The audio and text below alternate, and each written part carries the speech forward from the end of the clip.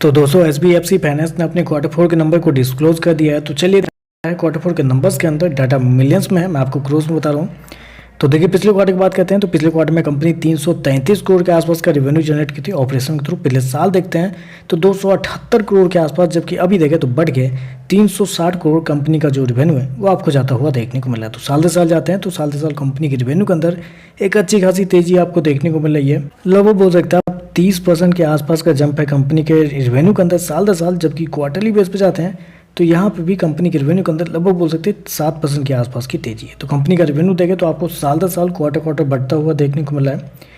Company के net interest income की बात कर लेते हैं, क्योंकि फाइनेंस सेक्टर की कंपनी है तो एनआई बहुत इंपॉर्टेंट होता है। तो देखिए पिछले साल की बात करते हैं तो पिछले साल कंपनी का नेट इंटरेस्ट इनकम था 169 करोड़। पिछले क्वार्टर की बात करते हैं तो पिछले क्वार्टर में 201 करोड़, जबकि इस क्वार्टर में देखते हैं तो कंपनी का नेट इंटरेस्ट इनकम 212 करोड़ आपको जाता हुआ देखने को मिला। तो अब यहाँ पर देख सकते हैं साल दर साल क्वार्टर क्वार्टर कंपनी का नेट इंटरेस्ट इनकम आपको बढ़ता हुआ देखने को मिला, जो कि एक अच्छी बात है।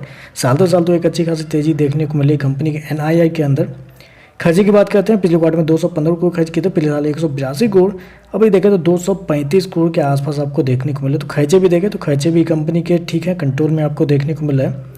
प्रॉफिट की बात कर लेते हैं तो देखिए पिछले क्वार्टर में कंपनी का प्रॉफिट 88 करोड़ के आसपास था, पिछले साल 73 करोड़ के आसपास, जबकि अभी देखें तो बढ़ के 94 करोड़ कंपनी का जो प्रॉफिट है वो आपको जाता हुआ देखने को मिला। तो साल दर साल जाते हैं तो साल दर साल कंपनी के प्रॉफिट के अंदर भी 30% के आसपास का जंप आपको देखने को मिला। जैसे 30% कंपनी का रेवेन्यू बढ़ा है वैसे ही 30% कंपनी का प्रॉफिट भी बढ़ता हुआ देखने को मिला। जबकि क्वार्टरली बेस पे जाते हैं तो क्वार्टरली बेस पे भी कंपनी के प्रॉफिट के अंदर लगभग बोल सकते हैं 7% के आसपास की तेजी है। तो कंपनी का रेवेन्यू प्रॉफिट एक्जैक्टली उतना ही बढ़ता हुआ देखने को मिला है, जितना रेवेन्यू बढ़ा है उतना ही प्रॉफिट बढ़ा है।